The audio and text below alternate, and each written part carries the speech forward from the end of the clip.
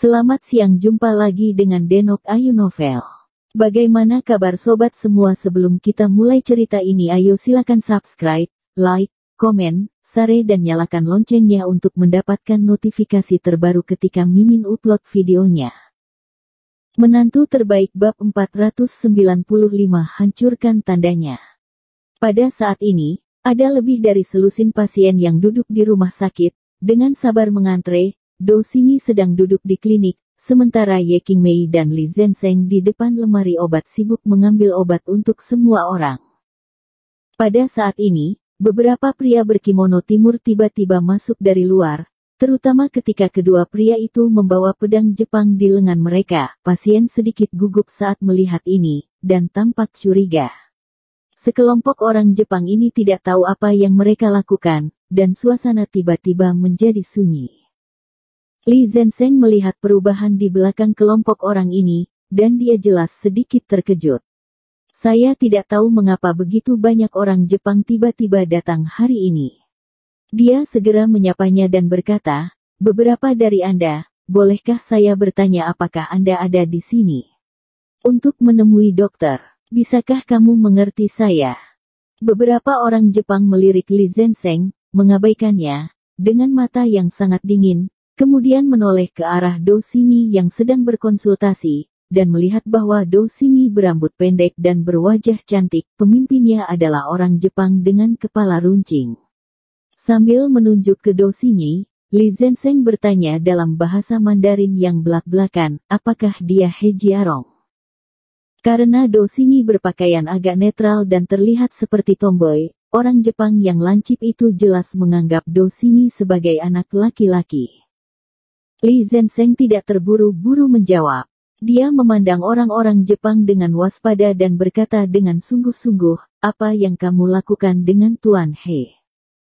Dengan visi berbisa yang dia tanamkan di ketentaraan selama bertahun-tahun, dia secara alami dapat melihat bahwa orang-orang Jepang ini tidak baik. Apa yang kamu lakukan? Tentu saja untuk ke dokter. Salah satu dari mereka, seorang pemuda dengan belati dan kuncir, memandang Li Zhensheng, dan berkata dalam bahasa China yang belak-belakan, apakah mungkin datang ke sini untuk mencari layanan bea cukai? Begitu dia mengatakan ini, teman-teman yang datang bersamanya tiba-tiba tertawa dengan sombong, dengan angkuh. Jika kami menyediakan layanan kustom, kami tidak keberatan. Kebetulan ada keindahan yang luar biasa di sana. Benar-benar yang terbaik. Ketika salah satu pria melihat alis Ye Qing, jejak kemalangan muncul di matanya, dia menjilat bibirnya dengan rakus dan menarik celananya. Hahaha. Rekan lainnya tiba-tiba tertawa. Para pasien di samping mengerutkan kening dan memandang mereka, jelas tidak puas dengan kekasaran mereka. Wajah Li Zhensheng juga tiba-tiba tenggelam. Dia secara alami tahu bahwa toko adat di Dongying seperti rumah bordil Tiongkok kuno. Jadi ketika dia mendengar mereka mengejek klinik medis mereka dengan toko adat, Li Zhensheng tiba-tiba menjadi marah, mengepalkan tinjunya, dan berteriak. Berkata, jika Anda ingin menjadi liar di sini, buang air kecil untuk melihat kebaikan Anda. Kalau bukan karena takut mengejutkan pasien dan menghancurkan barang-barang di rumah sakit, dia pasti sudah mulai mengajar bajingan ini. Kelompok orang Jepang ini jelas tidak mengerti maksud perkataan Li Zhensheng, tetapi mereka semua tahu bahwa perkataan Li Zhensheng jelas bukan hal yang baik, jadi 2 atau 3 orang Jepang langsung berteriak dengan marah dan memelototi Li Zhensheng, berbicara dengan lantang dalam bahasa timur. Dia mencaci maki seperti baga. Setelah melihat ini, orang-orang Jepang yang runcing segera mengangkat tangan mereka untuk memberi isyarat agar mereka diam, menyipitkan mata ke Li Zhensheng dan berkata, kami memang di sini untuk dokter, dan kami sedang mencari Tuan He Jiarong He. Suami kami sedang keluar, bukan di rumah sakit. Li Zhensheng meliriknya, dan suaranya sangat dingin. Kalau begitu kita bisa menunggu. Kata orang Jepang yang menunjuk. Mengatakan bahwa dia bergegas ke beberapa teman di belakangnya dan memberi isyarat, lalu dia memimpin untuk menyebutkan pakaiannya dan duduk di tanah, dan yang lainnya segera mengikuti untuk duduk di tanah. Pada saat ini, Lin Yu, yang telah mengamati di luar pintu, mengangkat alisnya dan ragu-ragu, lalu masuk ke rumah sakit. Tuan, Anda sudah kembali, dan orang-orang ini berkata bahwa mereka ingin Anda pergi ke dokter. Li Zhensheng melihat Lin Yu langsung menyapanya, lalu merendahkan suaranya dan berkata kepada Lin Yu, menurutku kebanyakan dari mereka ada di sini untuk mencari kesalahan. Saudaraku Li, apakah kamu sudah lupa? Ini Huaxia. Lin Yu berkata sambil tersenyum, ini adalah negara kami sendiri dan wilayah kami sendiri. Apakah kamu takut orang lain datang untuk mencari kesalahan? Ini seperti kamu berada di rumahmu sendiri dan berlarian. Anjing liar, apakah kamu harus takut pada mereka? Baru saja saya mendengar bahwa orang-orang Jepang ini berani menggunakan toko adat untuk menodai klinik medis mereka, dan mereka bahkan berani menganiaya Ye Qingmei. Lin Yu secara alami penuh amarah, jadi ini adalah serangan balik. Suaranya tidak terlalu besar atau terlalu kecil, tetapi itu tepat. Itu bisa didengar oleh orang Jepang, tetapi tidak begitu jelas bagi mereka. Kamu adalah He Jiarong. Pria Jepang yang runcing itu segera berdiri, menatap tajam ke tubuh Lin Yu, dan berkata dengan dingin, apa yang baru saja Anda katakan, apakah Anda memarahi kami? Oh, tidak, aku baru saja memberitahu kakakku bahwa Huaxia bukan lagi Huaxia asli, jangan takut. Lin Yu berkata sambil tersenyum, sekarang Huaxia, sebagai tamu, kami memperlakukan satu sama lain dengan hangat. Jika Anda mencari masalah, kami akan membiarkan mereka merangkak berlutut seperti anjing yang berduka. Apa katamu? Pria Jepang dengan kuncir yang memegang pedang Jepang tiba-tiba menjadi kesal, dan dia berteriak dengan marah pada Lin Yu, dan dia sudah menggenggam gagang pedang Jepang di tangannya. Kenapa kamu begitu bersemangat? Mungkinkah kamu di sini bukan untuk menjadi tamu, tetapi untuk membuat masalah? Lin Yu mengangkat alisnya, tersenyum, dan memandang pria Jepang yang runcing di samping. Dia dapat melihat bahwa pria Jepang yang runcing ini adalah pemimpin kelompok ini. Orang Jepang yang runcing itu memicingkan mata ke arah Lin Yu, seperti dua pisau tajam, dan berkata dengan dingin kepada Lin Yu, Tuan He, kami di sini bukan untuk menjadi tamu atau untuk merepotkan. Kami di sini untuk menemui dokter. Anda menemui dokter. Karena kurangnya kemahiran dalam bahasa Mandarin, kata-katanya tidak menyenangkan, dan pengucapannya sangat tidak standar. Beberapa kata ini terdengar agak canggung, dan sekelompok pasien di samping tidak bisa menahan tawa diam-diam sambil menutupi mulut mereka. Siapa yang berani tertawa? Orang Jepang yang runcing itu tiba-tiba menoleh, dan berteriak pada beberapa pasien dengan sangat keji. Pasien tampak panik dan sepertinya merasakan aura pembunuh yang tak terlihat. Mereka segera menghentikan tawa mereka, dan tidak berani mengeluarkan suasananya. Pak, ini rumah sakit saya. Anda adalah pasien, dan yang lainnya juga pasien. Mohon hormati saya. Lin Yu tidak terbiasa dengan masalahnya, jadi dia membalas dengan dingin, ini adalah Hui Seng Tang. Rumah sakitnya untuk He Jiarong, dan bukan gilirannya untuk datang dan memberikan instruksi. Tuan He, tolong beri saya seorang dokter. Orang Jepang yang runcing itu menyipitkan mata pada Lin Yu dan berkata dengan suara yang dalam. Tidak apa-apa menemui saya untuk dokter, berbaris saja, tidakkah Anda melihat begitu banyak pasien duduk di depan Anda? Lin Yu sama sekali tidak memperhatikannya. Berbalik dan berjalan menuju meja pemeriksaan, mencuci tangannya, dan mulai duduk untuk konsultasi. Kami adalah delegasi di bawah Departemen Pemerintah. Kami di sini untuk bertukar dan belajar atas undangan Departemen Pemerintah negara Anda. Anda tidak boleh membuang waktu kami, Anda harus ke dokter dulu. Orang Jepang yang menunjuk berkata dengan dingin, ingin membunuh Lin Yu dengan matanya.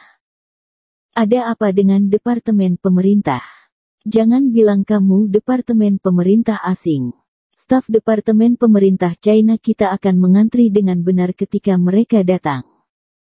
Artinya, apakah Anda orang Dongying begitu tidak memenuhi syarat? Anda adalah delegasi pemerintah. Apakah itu berarti pemerintah Anda tidak memenuhi syarat? Kamu masih bisa melihat rasa superior setelah melihat suatu penyakit. Kenapa? Kamu orang Dongying harus terbiasa dengan kamu kemanapun kamu pergi. Ketika orang-orang di seluruh dunia adalah ibumu. Sekelompok pasien dalam antrean segera berhenti ketika dia mendengar kata-katanya, dan mereka semua berbicara menentang dia. Ten He mendukung mereka, jadi mereka juga sangat percaya diri. Meskipun orang-orang Jepang yang runcing dan yang lainnya tidak dapat sepenuhnya memahami kata-kata orang-orang, mereka juga memahami kemungkinannya, dan wajah mereka menjadi merah. Bodoh. Orang Jepang kecil yang dikepang itu berteriak dengan marah, seolah-olah dia ingin mengalahkan seseorang, tetapi orang Jepang yang lancip itu segera menghentikannya dan menatapnya untuk memberi isyarat agar dia tenang. Orang Jepang yang dikepang kecil itu mendengus dan berjalan ke samping dengan marah. Melihat bahwa tidak mungkin bagi orang Jepang yang runcing untuk melompat dalam antrian, mereka duduk di tanah lagi dan berbaris dengan damai. Awalnya, Lin Yu menemui dokter dengan sangat cepat, tetapi untuk mengumpulkan sekelompok orang Jepang yang arogan dan kasar, dia memperlambatnya dan menjelaskan kepada pasien patologi penyakit dan hal-hal yang perlu diperhatikan. Biga. Orang Jepang yang runcing itu cemas, kepala mereka penuh keringat, dan mereka bergumam pada Lin Yu dengan sengaja, apakah ini dokter jenius dari China? Hanya saja, menemui dokter lebih lambat daripada kura-kura yang merangkak. Lin Yu tidak memperhatikannya, dan masih memperhatikan pasien itu perlahan. Akhirnya, ketika orang Jepang yang menunjuk melihat bahwa pasien di depannya telah selesai membacanya, dia dengan cepat berjalan dan duduk di depan meja klinik Lin Yu, takut pasien dari belakang akan melompat masuk.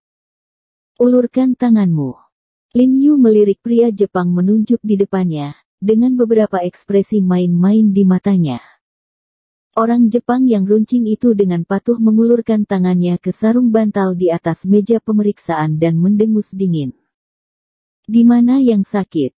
Setelah Lin Yu mengangkat tangannya, dia berkata kepada orang Jepang yang menunjuk.